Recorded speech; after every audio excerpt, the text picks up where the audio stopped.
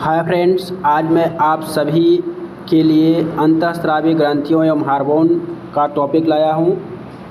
यह 5 मिनट में पूरे वीडियो समाप्त हो जाएंगे और मोस्ट इम्पॉर्टेंट क्वेश्चन इसमें से आते हैं दोस्तों। वो चाहे एग्ज़ाम एसएससी का हो, बैंकिंग का हो, रेलवे का हो या फिर डिफेंस का हो, किसी भी प्रकार के कम्पिटिटिव एग्ज़ाम हो, यहाँ से प्रश्न पूछे जाते हैं दोस्तों। तो आप लोग से रिक्वेस्ट है कि आप इस वीडियो को फुल डिटेल में देखें। अंततः आपको ये वीडियो ज़रूर समझ में आएंगे और आपको 1-2 क्वेश्चन ज़रूर बन जाएंगे एग्ज़ाम हॉल में। तो चलिए हम लोग बिना देर किए हुए शुरू करते हैं। और शुरू करने से पहले एक रिक्वेस्ट और है कि अगर हमारी वीडियो अच्छी लगे तो लाइक, सब्सक्राइब और अपने दोस्तों को शेयर ज़रूर करें। तो पहला है दुग्ध निष्कासन हार्मोन ऑक्सीटोसिन का स्राव कौन सी ग्रंथि करती है दोस्तों? तो दूध निष्कासन, जहाँ से दूध निकलता है, क्या है दूध निष्कासन का मतलब जहाँ से दूध निकलता है। तो दूध निष्कासन हार्मोन क्या है? तो वो है ऑक्सीटोसिन। ऑक्सीटोसिन कैसा हार्मोन है दोस्तों? तो दूध स्रावित करने वाला।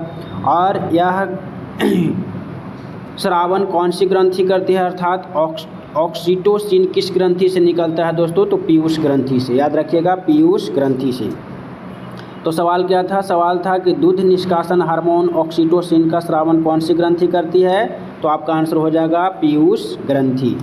नेक्स्ट हम लोग देखेंगे माँ और शिशु के मध्य गले लगना, चुमना किस हार्मोन को स्रावित करता है? तो होता है ऑक्सीटोसिन दोस्तों। माँ और शिशु के बीच जो गले लगना या चुमना, उस समय जो हार्मोन उत्पन्न होता है वो हार्मोन कौन सा है दोस्तों? तो ऑक्सीटोसिन। नेक्स्ट हम लोग देखेंगे मानव शरीर में परावटु ग्रंथि से स्रावित होने वाले परावटु हार्मोन रक्त में कैल्शियम और फास्फेट की मात्रा को कंट्रोल करता है, विनियमित करता है। फिर से, मानव शरीर में परावटु ग्रंथि से स्रावित होने वाले परावटु हार्मोन रक्त में, किसमें? ब्लड में कैल्शियम और फास्फेट की मात्रा को विनियमित करता है। ये मोस्ट इम्पॉर्टेंट है क्वेश्चन को दोस्तों। किस हार्मोन में आयोडीन की उपस्थिति होता है? तो आपका आंसर हो जाएगा थायरॉक्सिन। मोस्ट इम्पॉर्टेंट है, कई बार पूछे जा चुके हैं। सवाल क्या था दोस्तों? सवाल था कि किस हार्मोन में आयोडीन उपस्थित होता है? तो आपका आंसर होगा थायरॉक्सिन। फिर है नेक्स्ट सवाल कि इंसुलिन हार्मोन किस अंग से स्रावित होता है दोस्तों? तो आपका आंसर हो जाएगा अग्नाशय से। किससे? अग्नाशय से। कहता है कि इंसुलिन हार्मोन किस अंग से स्रावित होता है? तो अग्नाशय से। नेक्स्ट हम लोग देखेंगे मनुष्य में पीत का निर्माण यकृत में होता है। मनुष्य में पीत का निर्माण कहाँ होता है दोस्तों? तो यकृत में। और पीत का संचय कहाँ होता है दोस्तों? तो पित्ताशय, जिसे गैल ब्लाडर भी बोलते हैं। नेक्स्ट हम लोग देखेंगे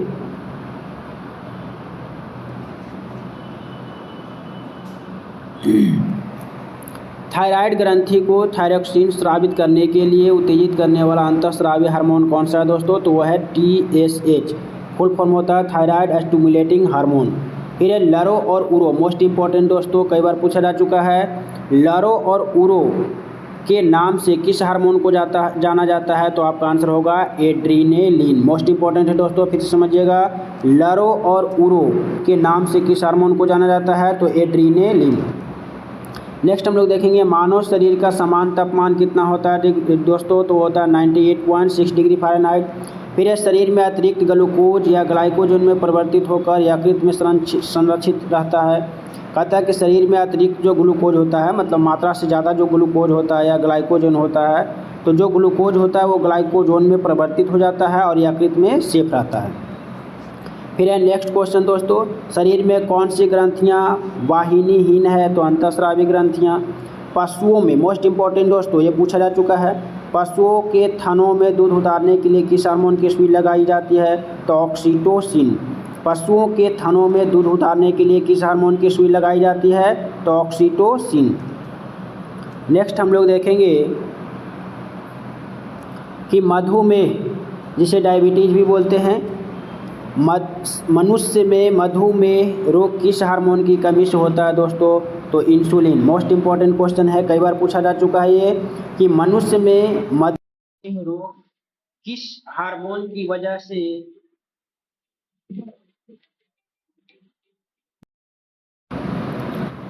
नेक्स्ट क्वेश्चन हम लोग देखते हैं। नेक्स्ट क्वेश्चन ये था दोस्तों कि शरीर में कौन सी ग्रंथियां वाहिनी है? तो वो था अंतःस्रावी ग्रंथियां। पशुओं के थनों में दूध उतारने के लिए किस हार्मोन की सुई लगाई जाती है? तो ऑक्सीटोसिन हार्मोन।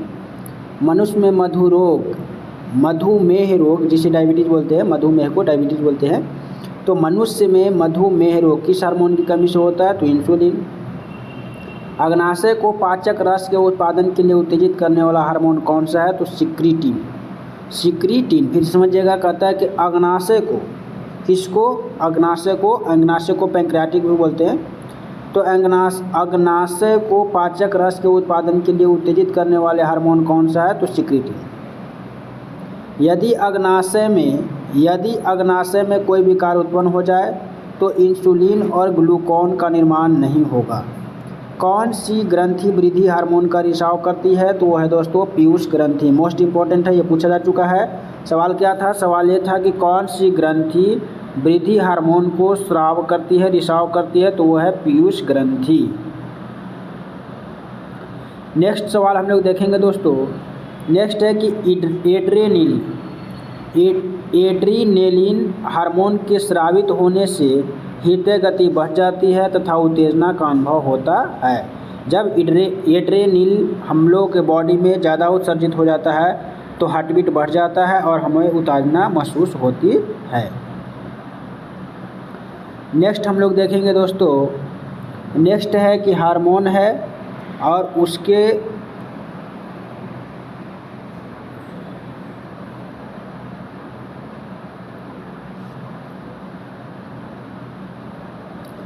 नेक्स्ट सवाल देखेंगे।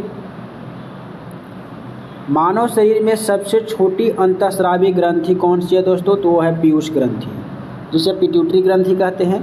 कहता है कि मानव शरीर में सबसे छोटी अंतःस्रावी ग्रंथि कौन सी है दोस्तों? तो वो है पीयूष ग्रंथि, जिसे पिट्यूटरी ग्लैंड भी कहा जाता है। नेक्स्ट हम लोग देखेंगे हार्मोन्स की अनियमितता के कारण होने वाले रोग को क्या कहा जाता है? तो कार्यात्मक रोग कहते हैं। क्या कहते हैं दोस्तों? कार्यात्मक रोग। नेक्स्ट हम लोग देखेंगे कुछ इम्पॉर्टेंट हार्मोन जो कई बार एग्जाम में पूछे जा चुके हैं।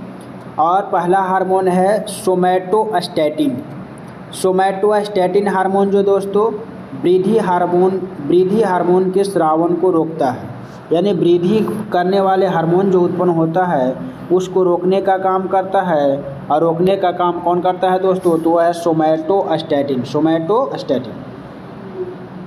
नेक्स्ट हम लोग देखेंगे ऑक्सीटोसिन और पिटोसिन। तो ये जो हार्मोन है दोस्तों, ऑक्सीटोसिन और पिटोसिन, प्रसव के समय अर्थात जिस समय बच्चा जन्म लेता है उस समय प्रसव के समय गर्भाशय के फैलाव एवं संकुचन को प्रेरित करता है। कौन सा? ऑक्सीटोसिन और पिटोसिन।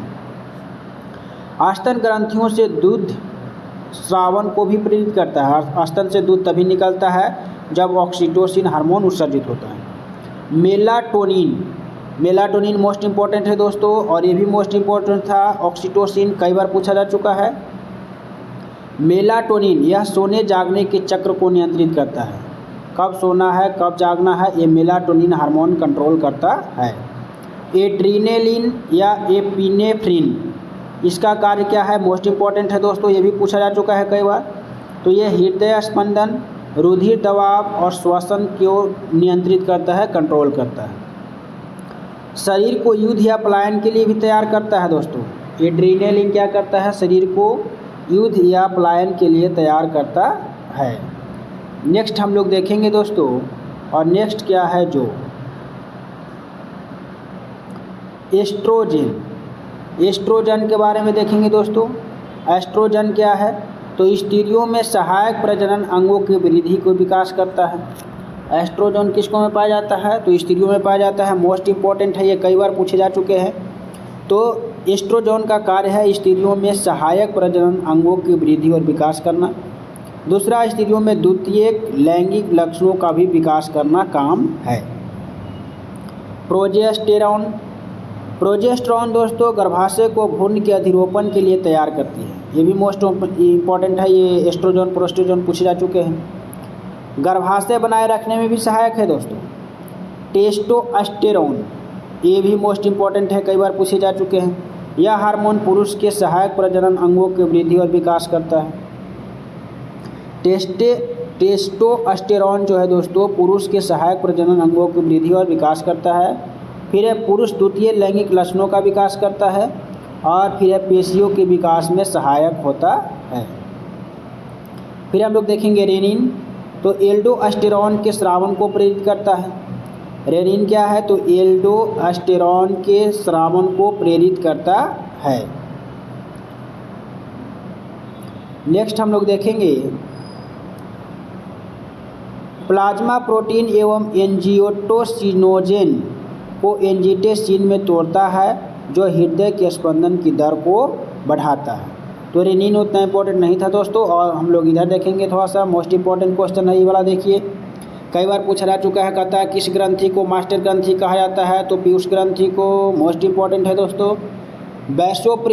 वैसोप्रेसिन हार्मोन की कमी से कौन सा रोग होता है, तो डायूरेसिस होता है। ये मोस्ट इंपॉर्टेंट है दोस्तों, पूछा जा चुका है। स्तनधारियों में दुग्ध स्राव को कौन से हार्मोन उत्तेजित करता है, तो वो है ऑक्सीटोसिन एवं प्रोलैक्टिन।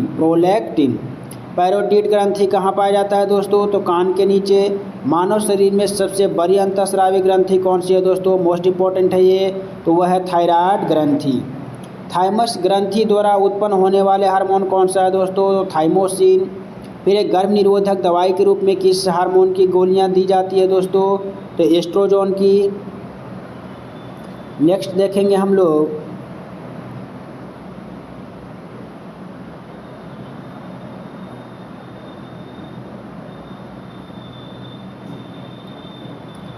नेक्स्ट दोस्तों पीयूष ग्रंथि किस अंग में पाई जाती है दोस्तों, तो मस्तिष्क में। पीयूष ग्रंथि को पिट्यूटरी ग्लैंड भी कहा जाता है दोस्तों।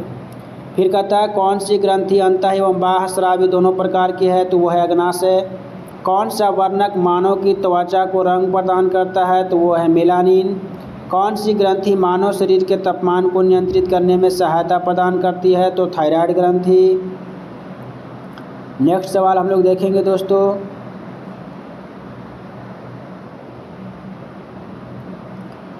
अग्नाशय से कौन सा हार्मोन निकलता है दोस्तों, तो ग्लूकागोन। पीयूष से थायराइड उद्दीपक हार्मोन, अधिवृक्ष से कोर्टिसोल और वृक्ष से विटामिन डी। नेक्स्ट सवाल हम लोग देखेंगे मनुष्य के नवजात शिशु को स्तन ग्रंथि से निकलने वाले स्राव को पिलाया जाता है जिसे कोलेस्ट्रॉम कहते हैं।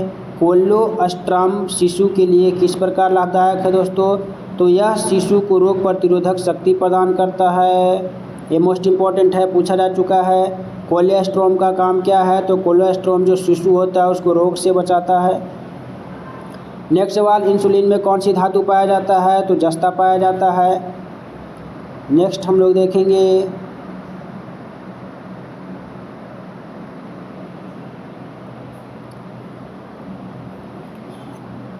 मानव शरीर का कौन सा हार्मोन रक्त के फास्फोरेट और कैल्शियम को नियंत्रित करता है, तो वह है पैरावट्टू।